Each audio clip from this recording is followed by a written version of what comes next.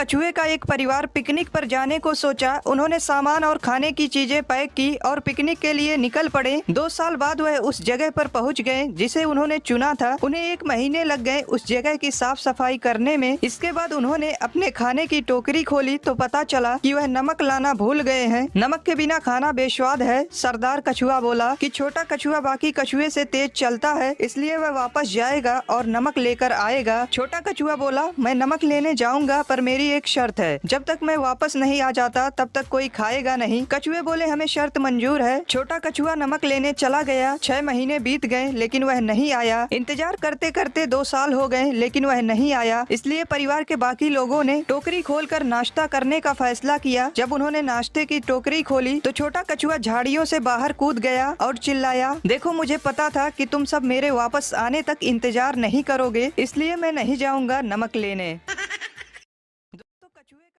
दोस्तों, एक सेठ 5 रुपए की रोटी बेचता था। उसे रोटी की कीमत बढ़ानी थी लेकिन बिना राजा की अनुमति के कोई भी अपने दाम नहीं बढ़ा सकता था। एक दिन सेठ राजा के पास गया और बोला, महाराज मुझे रोटी का दाम 10 रुपए करना है। राजा बोला, तुम 10 नहीं 30 रुपए करो। सेठ बोला, महाराज इससे तो हाहाकार मच जाएगा। राजा बोला, तुम इसकी चिंता मत करो। अगले दिन सेठ ने रोटी का दाम बढ़ाकर 30 रुपए कर दिया। शहर में हाहाकार मच गया। सभी राजा के पास पहुँचे। बोले, महाराज यह सेठ अत्याचार कर रहा, 5 की रोटी 30 में बेच रहा। राजा ने अपने सिपाहियों को कहा, उस गुस्ताख सेठ को मेरे दरबार में पेश करो। सेठ जैसे ही दरबार में पहुंचा, राजा ने गुस्से में कहा, तूने बिना मुझसे पूछे रोटी का दाम कैसे बढ़ा दिया। सेठ कुछ बोल पाता इससे पहले ही राजा ने सेठ को आदेश दिया, तुम रोटी कल से आधे दाम में बेचोगे, नहीं तो तुम्हारा सर कलम कर दिया जाएगा। आदेश सुनते ही पूरी जनता जोर जोर से बोली, महाराज की जय हो, महाराज की जय हो। दोस्तों फिर क्या था, अगले दिन से 5 की रोटी 15 में बिकने लगी।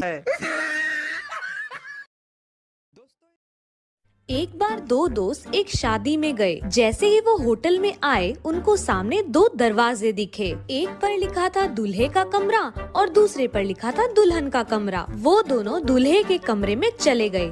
अंदर जाने के बाद वहाँ उन्हें 2 और दरवाजे दिखाई दिए। एक पर लिखा था दूल्हे के मेहमान और दूसरे पर लिखा था दुल्हन के मेहमान। तो वो दोनों दूल्हे के मेहमान लिखे कमरे में चले गए। वहाँ अंदर जाने के बाद उन्हें 2 और दरवाजे दिखाई दिए। एक पर लिखा था तोहफे के साथ और दूसरे पे लिखा था बिना तोहफे के। क्योंकि वो दोनों कोई तोहफा नहीं लाए थे, इसलिए बिना तोहफे वाले कमरे में चले गए। और अंदर जाने के बाद अगले ही कदम पे दोनों होटल के बाहर निकल गए। तो दोस्तों, अगर शादी में बिना तोहफे के जाओगे तो आने वाले टाइम में यही हाल होगा। एक डॉक्टर का सवाल, टूथब्रश कितने समय बाद रिटायर किया जाता है? चाइनीज ने कहा 1 हफ्ते में, ब्रिटिशर ने कहा 1 महीने में और अमेरिकन ने कहा 3 महीने में। अब आई भारतीय की बारी।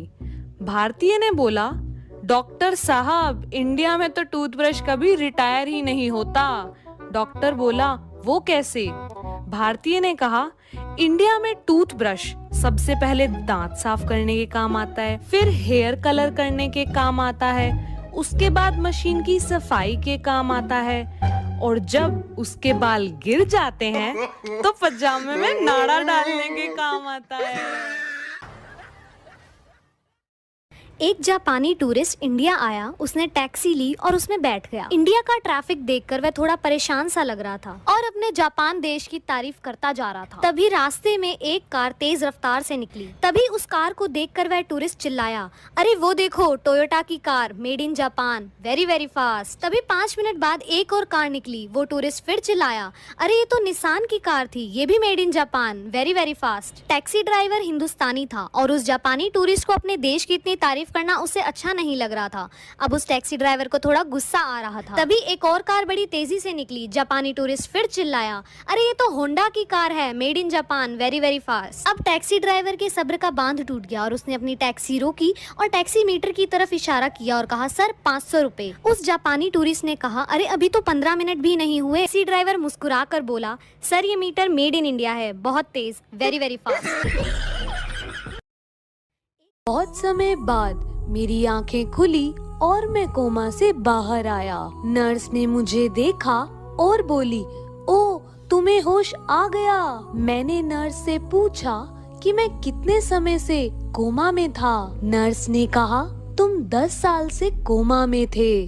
ये सुनकर मैं हैरान था कि 10 साल से मेरे माँ बाप मेरे होश में आने का इंतजार कर रहे थे। और फिर मैंने नर्स से पूछा कि वैसे अभी टाइम क्या हुआ है। नर्स बोली सुबह के 6:55। ये सुनकर मैंने नर्स से कहा मैं रोज 7 बजे उठा करता था, तो 5 मिनट और सोने दो। बहुत समय बाद